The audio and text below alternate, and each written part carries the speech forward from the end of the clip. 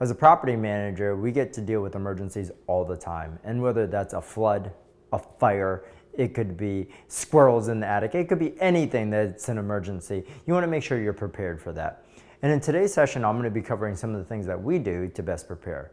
First and foremost, you want to make sure that all your tenants have the contact information for you that's easy to reach. In the sense of an emergency, you might have your phone number, but your phone might be on silent or you might be asleep. So you always want to try to make sure that you have an emergency line.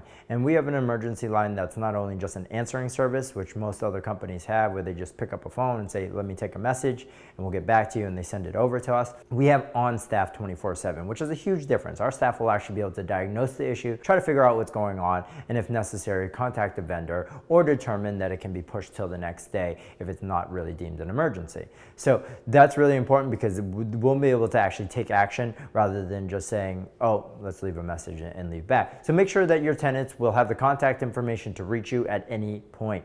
In addition, you'll be able to know that you want to make sure that you have a list of vendors that will be able to help you out in the case of an emergency. Even in the case of a flood, you want to make sure that you have a cleanup crew. You want to have an electrician check anything because water always will get into electrical and could cause fires. You want to have plumbers on call that if there is a leak, you can be able to call them. They'll be able to get over there.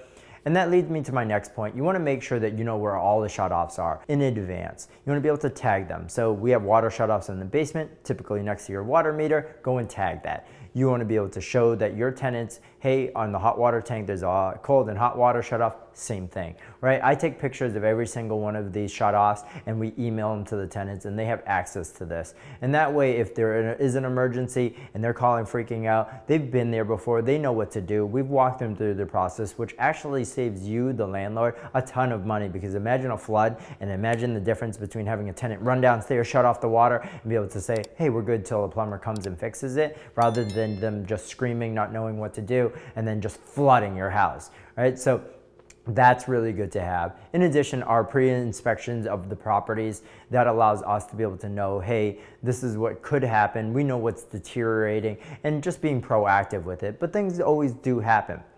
In addition, you're going to want to have a public adjuster that you can call and trust in the case of an insurance loss. These public adjusters, I've talked about it in another session, will help you fight against the insurance companies to get you what you deserve. They are a small percentage, but they typically pay for themselves.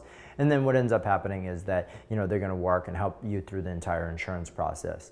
In addition, you're going to want to make sure that you have repair and handyman people that will be able to make any repairs or fixes. We have a lot of times where doors or windows might get broken and they're exposed to the outside.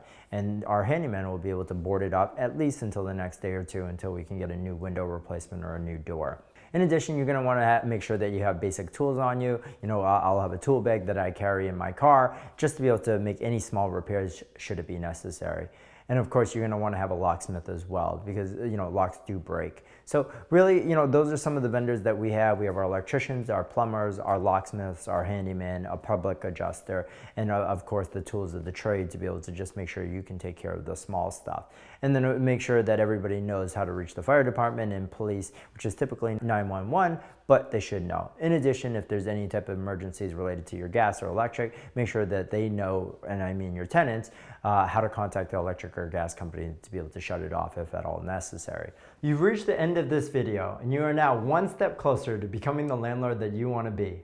With easy to follow guides and self-paced exercises crafted from decades of experience, you're sure to learn everything you need to know and nothing that you don't. Check out the description for more details.